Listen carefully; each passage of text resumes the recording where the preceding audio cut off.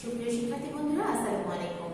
Shimul Memorial north school and কলেজের পক্ষ থেকে পঞ্চম শ্রেণী বাংলাদেশের বিশ্ব পরিচয় ক্লাসে তোমাদের সকলকে স্বাগত। আশা করি তোমরা সকলেই ভালো আছো এবং সুস্থ সবলভাবে দিন যাপন করছো। আর কি করোনা সংকটকালীন সময়ে সকল নিয়ম কানুন মেনে, নিয়ম নীতি মেনে, পরিষ্কার পরিচ্ছন্ন থেকে এবং সকলকে পরিষ্কার পরিচ্ছন্ন রাখার আহ্বান জানিয়ে কাজ করছো, তাই না? তো ছোট্ট বন্ধুরা, আমাদের আরো একটা বিষয়, আমাদের তো আমরা নিয়মিত পুষ্টিকর খাবার খাবো, সকল বিধিনিষেধ মেনে চলবো। আরো একটা বিষয় জানা দরকার, এই করোনা সংকটকালীন সময়ে যেহেতু তোমরা বাইরে বেরোতে পারছো না, তার জন্য কি করতে হবে? তার জন্য আমরা বাসায় পড়াশোনা খেলাধুলা করছি, কিন্তু দেখা যাচ্ছে যে বাইরে যেহেতু আমরা যাচ্ছি না, পর্যাপ্ত রোদ, যেটা রোদের ভিটামিন ডি আছে, সেটার অভাব থেকে যাচ্ছে আমাদের শরীরে, যার জন্য এই অভাব থেকে বিভিন্ন ধরনের আমাদের অসুখের সৃষ্টি হচ্ছে। আর এই অভাব একমাত্র দূর করতে পারি রোদ। তার জন্য আমরা বাইরে বেরোতে না পারলে কি হলো, আমাদেরকে বাড়ির ছাদে বা উঠোনে বিভিন্ন জায়গায় যখন রোদ পড়বে, তখন রোদে আমাদের কিছুক্ষণ বসে বা দাঁড়িয়ে বা সেখানে বসে কোনো কাজ করতে হবে। তাহলে ভিটামিন ডি এর 80% যে ঘাটতি এখান থেকে পূরণ হয়ে যাবে। 80% ঘাটতি রোদ থেকে পূরণ হবে, বাকিটা আমাদের দুগ্ধ জাতীয় খাবার, অন্যান্য খাবারের মাধ্যমে এটা পূরণ করতে হবে। তো ছোট সোনামণিরা, তাহলে তোমরা এই জিনিসটা মেনে চলবে, হ্যাঁ, বাসাতে থাকবে এবং রোদকে গায়ে লাগাতে হবে, শরীরে লাগাতে হবে, রোদ উপভোগ করতে হবে যেটা। আচ্ছা, তাহলে আজকে আমরা এখন ক্লাসে চলে যাই। আজকে তোমাদের সাথে আমি রয়েছি মোসাম্মদ ফাহমিদা সিদ্দিকা মিলি, তোমাদের বাংলাদেশ ও বিশ্ব পরিচয় শিক্ষক। আজকে আমাদের আলোচ্য অধ্যায় কি? আলোচ্য অধ্যায় হচ্ছে জনসংখ্যা এবং পাঠ 1-2 এর উপরে ক্লাস নেওয়া হবে এটা।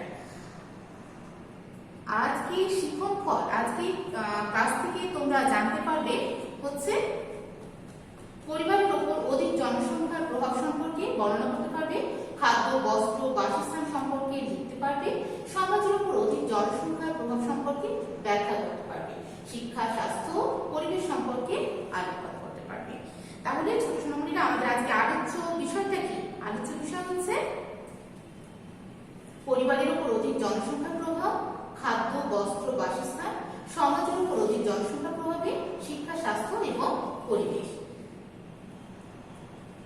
তাহলে জনসংখ্যা, তাই না? জনসংখ্যাটা আমাদের প্রথম আসছে। আসলে জনসংখ্যাটা কি, তাই না? জনসংখ্যার উপর প্রভাব নিয়েই তো খাদ্য, বস্ত্র, বাসস্থান, শিক্ষা, চিকিৎসা এগুলো আছে, তাই না? এই জনসংখ্যার উপরে যত ইফেক্ট পড়ছে, তাহলে জনসংখ্যাটা কি? জনসংখ্যাটা হচ্ছে কোনো নির্দিষ্ট এলাকায় বা কোনো নির্দিষ্ট ভূখণ্ডে কোনো জীব বা প্রজাতির যে সংখ্যা গণনা করার যে জরিপ চালানো হয়, সেটা হচ্ছে জনসংখ্যা। শুধু এটা মানুষ না, যে কোনো জীব বা প্রজাতির সংখ্যা গণনা করাকে বলা হয় জনসংখ্যা। তাহলে আমরা আমাদের মানুষ সম্পর্কে এখানে বলছি, তাই না? তাহলে এই যে মানুষের উপরে খাদ্যের প্রভাব, বস্ত্রের প্রভাব পড়ছে, কিসের জন্য? জনসংখ্যা বেশি হওয়ার কারণে। যখন জন্মহারকে মৃত্যুহারকে ছাড়িয়ে জন্মহারটা বেশি পরিমাণে হয়, তখন কি হয়? তখন আমাদের জনসংখ্যা বাড়তে থাকে, এবং এই জনসংখ্যা যখন বাড়তে থাকে, তখন সম্পদের ঘাটতি পূরণ করা সম্ভব হয়ে ওঠে না। জনসংখ্যা বাড়ছে কিন্তু সম্পদ সেই হিসাবে উৎপাদন করা সম্ভব হয় না, যার জন্য আমাদের বিভিন্ন ধরনের অভাবের সৃষ্টি হয়। সেই ক্ষেত্রে আমাদের কিসের অভাব সৃষ্টি হয়? একদিকে খাদ্যের উপর অভাব সৃষ্টি হয়। তাহলে খাদ্যের উপর প্রভাব কি পড়ে? আগে আমাদের হচ্ছে প্রায় 25 লক্ষ টন খাদ্য আমদানি করতে হতো প্রতি বছর, কিন্তু বর্তমানে আমাদের এই 25 লক্ষ টন আমাদের এই পরিমাণে খাদ্য আমদানি করতে হয় না।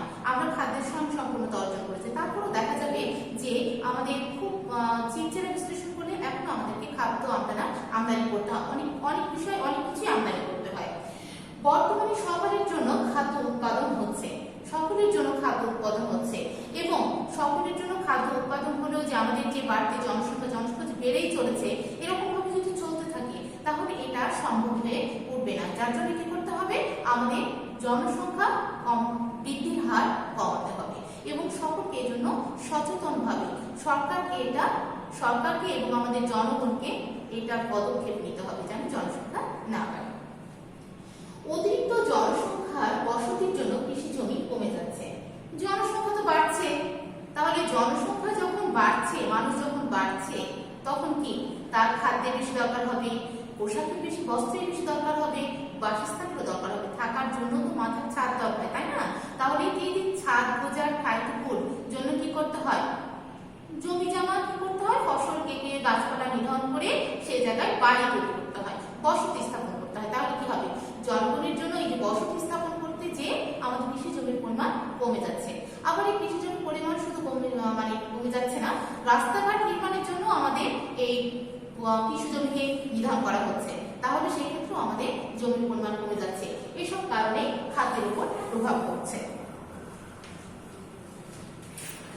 এখানে আমরা একটা ছবি দেখতে পাচ্ছি, তাই না? দুটো ছবি দেখতে পাচ্ছি। এখানে রান্না করছে, হ্যাঁ, খাদ্যের উপর কি প্রভাব পড়েছে? এখানে তো রান্না করছে, তাই না? কিন্তু পরিবেশটা কি দেখা যাচ্ছে? পরিবেশটা হচ্ছে একটা অস্বাস্থ্যকর পরিবেশ, তাই না? কেমন নোংরা, ময়লা আবর্জনার জায়গায় আমরা রান্না করছি। কেন এটা? কেননা জনসংখ্যা বেশি বৃদ্ধি পাচ্ছে এবং এতটা বৃদ্ধি পাচ্ছে যে প্রত্যেকের জন্য সুস্থ সবল পরিবেশ দেওয়া সম্ভব হয়ে উঠছে না, যার জন্য বস্তি গড়ে উঠছে এবং বিভিন্ন অঞ্চলে বস্তি এলাকায় ঘিঞ্চিভাবে একই জায়গায় বিভিন্নভাবে মানুষ বসবাস করছে, যা মোটেই স্বাস্থ্যকর নয়। এই জন্যই বিভিন্ন অসুখ বিসুখ সৃষ্টি হচ্ছে এবং আমাদের পরিবেশ দূষণ করছে। এখানে দেখা যাচ্ছে একটা পরিবারে দেখা যাচ্ছে এতগুলো ছেলে মেয়ে। তাহলে এতগুলো ছেলে মেয়ে যদি হয় একটা পরিবারে, আর উপার্জনক্ষম ব্যক্তি যদি একজন হয়, তাহলে কি তার পক্ষে যদি অনেক উপার্জন করে তাহলে সমস্যা নেই, তাহলে কোনো রকম স্বাভাবিক জীবনযাত্রা বা উন্নত মানের জীবনযাত্রা দেওয়া সম্ভব। কিন্তু যখন তার নিম্নমানের আয় হয় বা সে দিনমজুর টাইপের কোনো ব্যক্তি হয়, তাহলে কি হবে? এই যে এতগুলো সন্তানের ভরণ পোষণ করা তার পক্ষে সম্ভব হয়ে ওঠে না। দেখা যাচ্ছে নুন আনতে পান্তা ফুরায়, এরকম একটা প্রবাদ আছে। তাহলে কি হবে?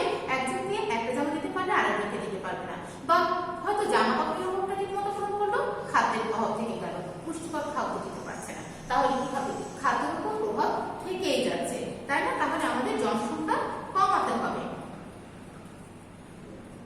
বস্ত্রের উপর জনসংখ্যা বৃদ্ধির প্রভাব, তাই না? এখানে লিখেছি পরিধেয় বস্ত্রের উপর জনসংখ্যা বৃদ্ধির নেতিবাচক প্রভাব। তাহলে কি নেতিবাচক মানে কি? খারাপ প্রভাব।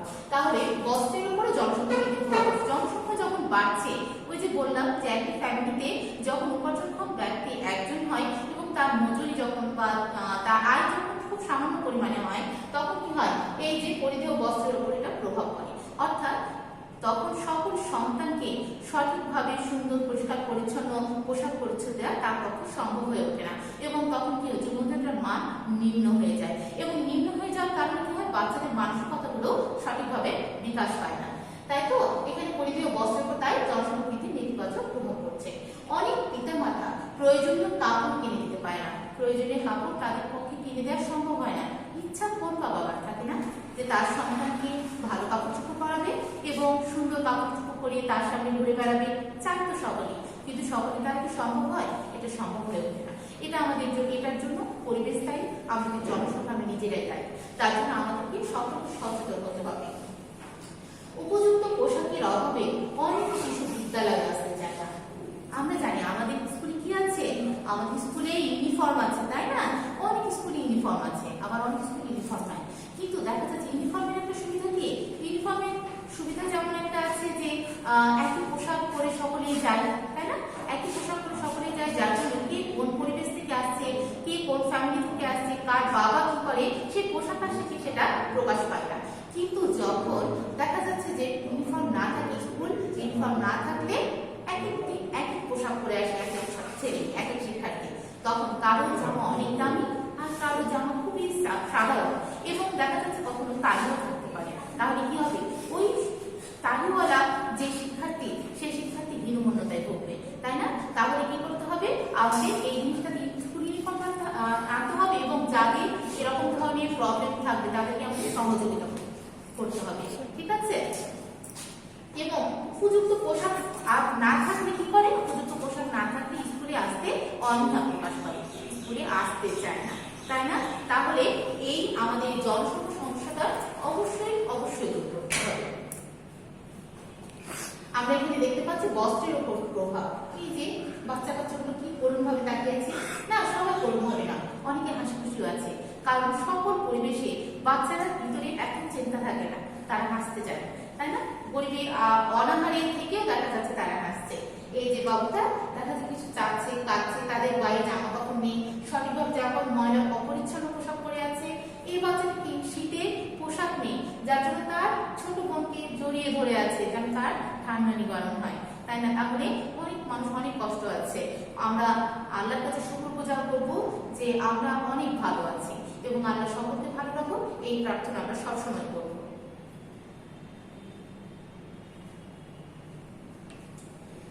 বাসস্থানের উপর প্রভাব লেখা আছে, জাতিসংঘের তথ্য মতে বাংলাদেশে প্রায় 10 লাখ মানুষ গৃহহীন।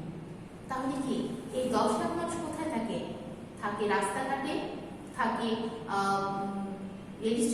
স্টেশনে থাকে, আবার কখনো কখনো কি হয় ছোটখাটো পলিথিন কোনো রকমের ছাপড়া করে থাকে, অথবা বস্তি এলাকায় বসবাস করে ঘিঞ্জি পরিবেশে।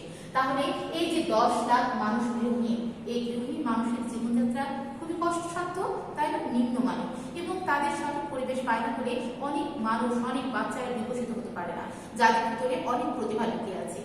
আমরা যদি এই বাংলাদেশের সকল মানুষকে স্বাভাবিক পরিবেশ দিতে পারতাম, সরকার যদি স্বাভাবিক পরিবেশ দিতে পারত, তাহলে দেখা যাচ্ছে আমাদের জনগণ জনসংখ্যায় পরিণত হতো এবং বাংলাদেশ বিশ্বের কাছে মাথা উঁচু করে দাঁড়াতে পারতো, তাই না? তাহলে এই 10 লাখ মানুষ যাতে না থাকে, সেই জন্য আমাদেরকে এবং সরকারকে এবং বিভিন্ন এনজিও প্রতিষ্ঠানগুলোকে, সংস্থাগুলোকে চেষ্টা চালাতে হবে।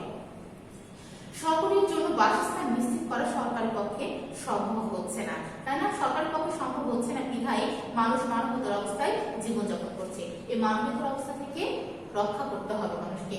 নিরাপত্তা ও কাজের খোঁজে এসব গৃহহীন মানুষ শহরে চলে আসছে। শহরে কেন চলে আসছে? সকলে মনে করে শহরে কাজ আছে, শহরে গেলেই কাজ পাওয়া যাবে, তার জন্য শহরে চলে আসছে এবং শহরে এসে মানবতার অবস্থায় জীবনযাপন করছে, খুব কষ্টসাধ্য জীবনযাপন হচ্ছে এবং তারা সঠিক পরিবেশ পাচ্ছে না বিধায় বস্তি এলাকায় বসবাস করছে এবং অস্বাস্থ্যকর পরিবেশ সৃষ্টি হচ্ছে। ছিন্নমূল মানুষেরা মানবতার অবস্থায় তাহলে বসবাস করছে। এই অবস্থা থেকে পরিত্রাণ অতি জরুরি। এখানে দেখতে পাচ্ছি যে রাস্তার মধ্যে শুয়ে আছে, তাই না? কি বাসস্থানহীন মানুষ, বা যাদের মাথার উপরে ছাদ নেই, ছাদের অভাব হয়েছে। আবার এখানে দেখছি বন্যার কারণে বা বিভিন্ন কারণে তারা বাসা হারিয়ে ফেলেছে, নিজ বাসস্থানটুকু নদীগর্ভে বিলীন হয়ে গেছে। তখন কি করছে? এরকম ভাবে কোনো জায়গায় যাচ্ছে মাথায় কোথাও ঠাইয়ের জন্য এবং কাজের জন্য, যেন তারা কাজ করে খেতে পারে।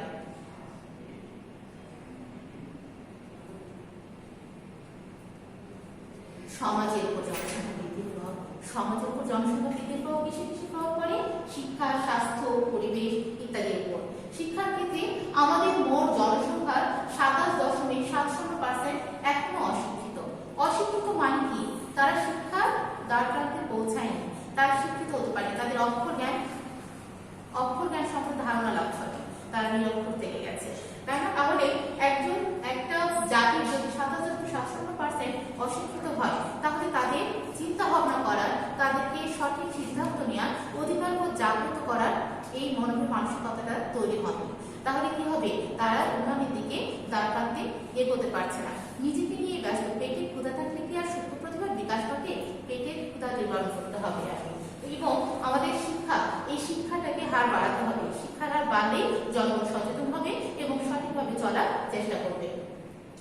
সেই জন্য সমাজের অগ্রগতিতে শিক্ষা খুবই গুরুত্বপূর্ণ। শিক্ষা যদি উন্নত হয়, শিক্ষার মান উন্নত হলে সমাজের অগ্রগতি সম্ভব হবে। স্বাস্থ্য। আমাদের দেশে জনসংখ্যার তুলনায় চিকিৎসক কম।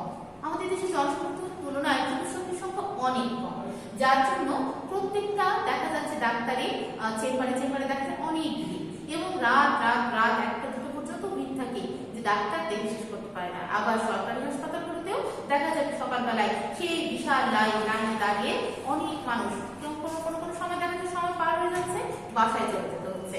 তাহলে আমাদের দেশে জনসংখ্যার তুলনায় চিকিৎসক কম, এই চিকিৎসকের সংখ্যা আমাদেরকে বাড়াতে হবে। ফলে অনেক পর্যাপ্ত চিকিৎসা সেবা পাচ্ছে না। সময়ের অভাবে কি করছে? ডাক্তাররা কথা শুনছে, তাদের রোগীদের সাথে যে আন্তরিকভাবে কিছুটা সময় কাটাবে, কথা বলার সুযোগ পাবে, রোগীর কষ্ট কিছুটা দূর করবে কথার মাধ্যমে, সেটা সম্ভব হয়ে ওঠে না, তাই না? তাহলে আমাদের চিকিৎসকের সংখ্যা অবশ্যই বাড়াতে হবে এবং স্বাস্থ্যক্ষেত্রে উন্নয়ন বাড়াতে হবে। স্বাস্থ্য উন্নতির কারণে অনেকে উপার্জন করতে পারে না। স্বাস্থ্যহীন মানুষ অর্থাৎ যারা রোগী, যাদের অসুখ বিসুখ ভিতরে আশ্রয় নিয়েছে, তারা সবসময় নয়, আমাদের অনেক অসুখই আছে, কিন্তু কিছু কিছু অসুখ আছে যেগুলো পঙ্গু করে দেয় মানুষকে, যারা স্বাভাবিক জীবনযাত্রা ব্যাহত হয়, স্বাভাবিকভাবে জীবনযাপন করতে পারে না, তাদের অর্থনৈতিক কর্মকাণ্ডে অংশগ্রহণ করতে পারে না। সেটা দেশের জন্য, নিজের জন্য যেমন ক্ষতিকর, পরিবারের জন্য ক্ষতিকর, আবার দেশের জন্য ক্ষতিকর। তাহলে কি করতে হবে? এই স্বাস্থ্যহীনতার কারণে অনেক উপার্জন করতে পারে না, এটা যেন না শুনতে হয় আমাদেরকে, তার জন্য পুষ্টিকর খাদ্যের ব্যবস্থা করতে হবে, স্বাস্থ্যকর পরিবেশের ব্যবস্থা করতে হবে এবং চিকিৎসকের সংখ্যা বাড়াতে হবে। শিক্ষার উপর প্রভাব। এখানে আমরা ছবি দেখবো, আবার কিছু শিক্ষার উপর প্রভাব। এখানে দেখা যাচ্ছে যে একটা ছেলে কাজ করছে, আবার এখানে একজন মাথায় বোঝা নিয়ে যাচ্ছে কাজ করার জন্য, মজুরির জন্য, কিছুটা উপার্জনের জন্য। আবার এখানে পাশে একটা চিত্র দেখা যাচ্ছে, ছেলেমেয়েরা স্কুলের সামনে খেলাধুলা করছে। তাহলে কি এই দুটো বাচ্চাকে দেখা যাচ্ছে, এদেরকে এই জায়গায় থাকা উচিত ছিল না, এই জায়গায় থাকা উচিত ছিল, কেননা এই বয়সটা তাদের পড়াশোনা, খেলাধুলা, কাজ করে অর্থ উপার্জনের নয়। কিন্তু পরিবারের বোঝা যখন মাথার উপরে আসে, তখন তাদের উপার্জনের জন্য কাজে নামতেই হয়, তাই না? তাই এই শিশু শ্রম হচ্ছে আমাদের জানি না করতে হয়, আমাদের কোনো শিশু যেন শিশু শ্রম না করে, উপার্জন না করে তাদের পরিবারকে চালাতে হয়, এরকম একটা ব্যবস্থা তৈরি করতে হবে, তাই না? শিশুদের স্কুলে যাওয়ার ব্যবস্থা করে দিতে হবে। স্বাস্থ্যের উপর প্রভাব। আমরা ছবি দেখতে পাচ্ছি, এই যে হাসপাতালের একটা ছবি দেখা যাচ্ছে, এখানে নিচে বেড পায়নি, এখানে নিচে ফ্লোরিং করে রোগীকে নিয়ে আছে। তার মানে কি, আমাদের হাসপাতালগুলোতে, আমাদের চিকিৎসালয়গুলোতে হচ্ছে বেডের সংখ্যা কম, যার জন্য কি হচ্ছে, এতই জনমানব রোগীর সংখ্যা বেশি, যার জন্য নিচে ফ্লোরিং করেও সেবা দিতে হচ্ছে, যেটা একটা স্বাস্থ্যকর পরিবেশে বিঘ্ন হচ্ছে, অস্বাস্থ্যকর পরিবেশ তৈরি হচ্ছে।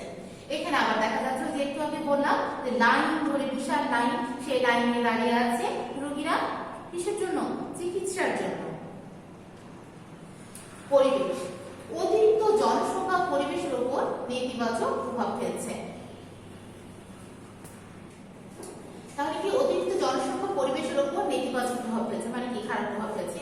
এবং কি করছে, কি হচ্ছে, গাছপালা কেটে বাড়িঘর তৈরি করছে।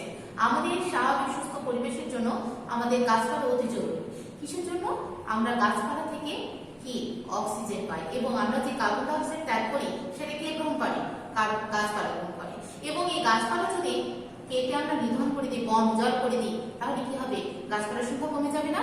আমরা যে কার্বন ডাই অক্সাইড ছাড়ছি, সেটা যখন গাছ নিতে পারবে না, তখন পৃথিবীর তাপমাত্রা বেড়ে যাবে, এবং কি আমরা অক্সিজেন পাবো না, আমাদের অক্সিজেনের ঘাটতি দেখা দেবে। তাহলে কি, গাছপালা কেটে বাড়িঘর তৈরি করা যাবে না, এবং আমাদেরকে অতিরিক্ত পরিমাণে গাছ লাগাতে হবে।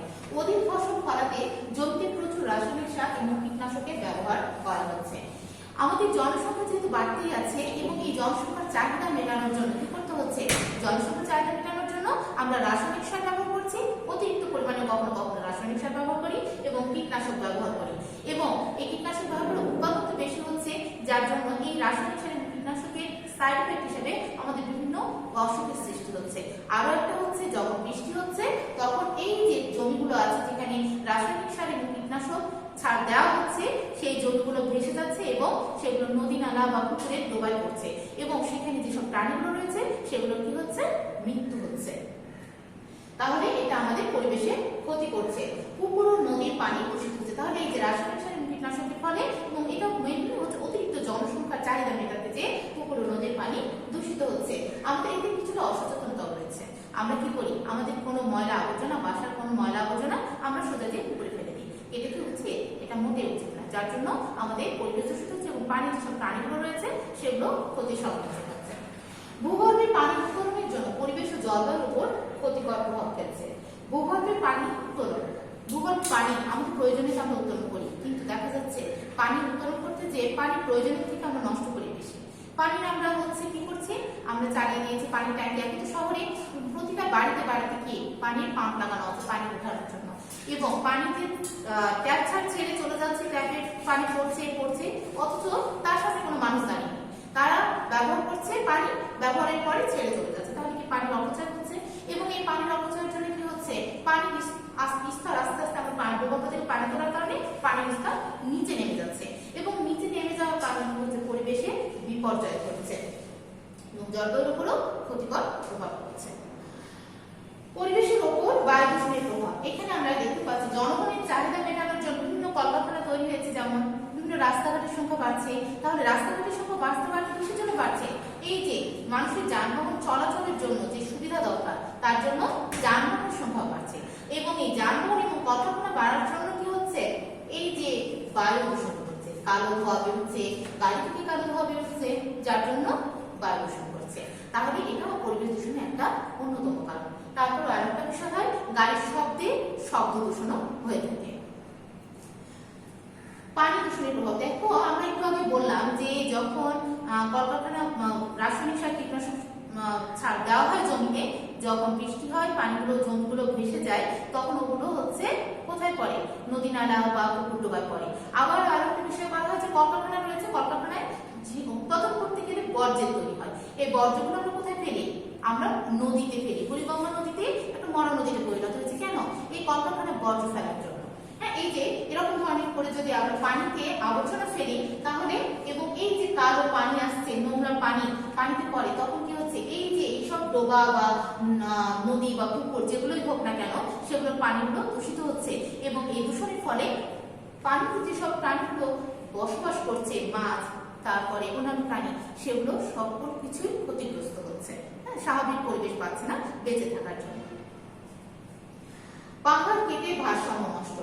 এই যে প্রয়োজনে মানুষের প্রয়োজনই সবকিছু, আবার মানুষের প্রয়োজনে মানুষ পরিবেশ ধ্বংস করছে। এখানে পাহাড় কেটে বাড়িঘর তৈরি করছে, আর পাহাড় হচ্ছে পরিবেশের ভারসাম্য রক্ষার জন্য গুরুত্বপূর্ণ একটা জিনিস। এখানে আমরা যদি পাহাড়কে কাটি তাহলে কি হবে? এই পাহাড় ধসে অনেক মানুষ মারা যায় এবং পরিবেশে বিপর্যয় ঘটে। যার জন্য আমরা এই পাহাড় কাটা বন্ধ করতে হবে আমাদেরকে। বন উজাড়, আমাদের অক্সিজেনের জন্য অবশ্যই কি দরকার? গাছপালা দরকার। গাছপালা আমাদেরকে বেশি লাগাতে হবে এবং অক্সিজেনের একটা উৎস তৈরি করতে হবে। আমরা গাছ লাগাবো না আর গাছ কাটবো, তাহলে পরিবেশ বিপর্যয় ঘটবে, আমাদের বিশ্বের উষ্ণ হয়ে উঠবে এবং আমরা স্বাভাবিকভাবে নিঃশ্বাস নিতে পারবো না, বিভিন্ন রোগের সৃষ্টি হবে, তাই তো? তাহলে আমাদেরকে কি করতে হবে? বন উজাড়করণ রোধ করতে হবে এবং বেশি বেশি গাছপালা লাগাতে হবে। গাছপালা কাটার কারণে কি হচ্ছে? পরিবেশ উষ্ণ হয়ে যাচ্ছে এবং একসময় কি হচ্ছে? খরার বৃষ্টির পরিমাণ কমে যাচ্ছে, আবার খরার সৃষ্টি হচ্ছে এবং খরার পরিমাণ এতই পরিমাণে সৃষ্টি হচ্ছে যে মাটিগুলো ফেটে চৌচির হয়ে গেছে এবং এইসব গাছগুলো কি হচ্ছে? গাছ যেগুলো থাকছে সেগুলো মরে যাচ্ছে। পাহাড় কেটে বসতি স্থাপন করা হচ্ছে। এই যে একটু আগে বললাম, এরকম ভাবে যদি বসতি স্থাপন করা হয় পাহাড় কেটে, তাহলে কি ভূমিধ্বস্ত হবে, তাই না? এটা আমাদেরকে রোধ করতে হবে এবং জনসংখ্যা আমাদেরকে কমাতে হবে, সচেতন হতে হবে আমাদেরকে। তো ছোট বন্ধুরা, আজ এই পর্যন্তই। আগামী দিন তোমাদের পঞ্চম অধ্যায়ে পাঠ 1 এর উপরে টপিক সমান নেওয়া হবে। ছোট প্রশ্ন অনুশীলনীর 1, 2, অতিরিক্ত 6 থেকে 9 এবং বড় প্রশ্ন 1 ও অতিরিক্ত 3। আশা করি তোমাদের ক্লাসটি ভালো লেগেছে এবং আমরা ক্লাসে তোমরা কতটুকু মনোযোগী ছিলে সেটা দেখার জন্য এখন আমরা মূল লাভে যাব। প্রশ্ন নিজেরা উত্তর দেওয়ার চেষ্টা করবে, ঠিক আছে? আমাদের মোট জনসংখ্যার কত শতাংশ এখন অক্ষর জ্ঞান নেই? কত শতাংশ মনে আসছে?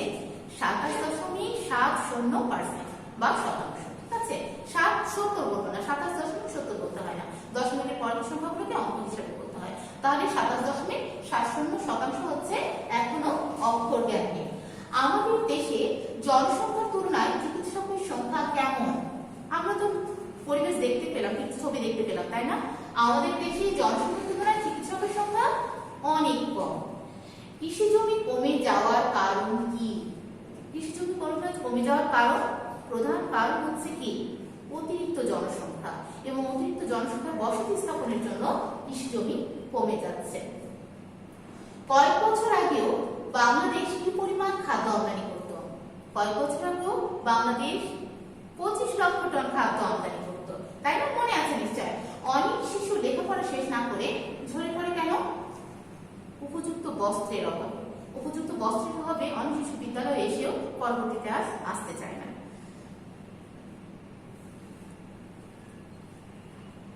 তাহলে আজ এ পর্যন্তই। মনোযোগ সহকারে তোমাদের সকলকে ক্লাস করার জন্য ধন্যবাদ। আগামী ক্লাসে আবার দেখা হবে ইনশাআল্লাহ। সে পর্যন্ত তোমরা সুস্থ থাকো, ভালো থাকো। আসসালামু আলাইকুম।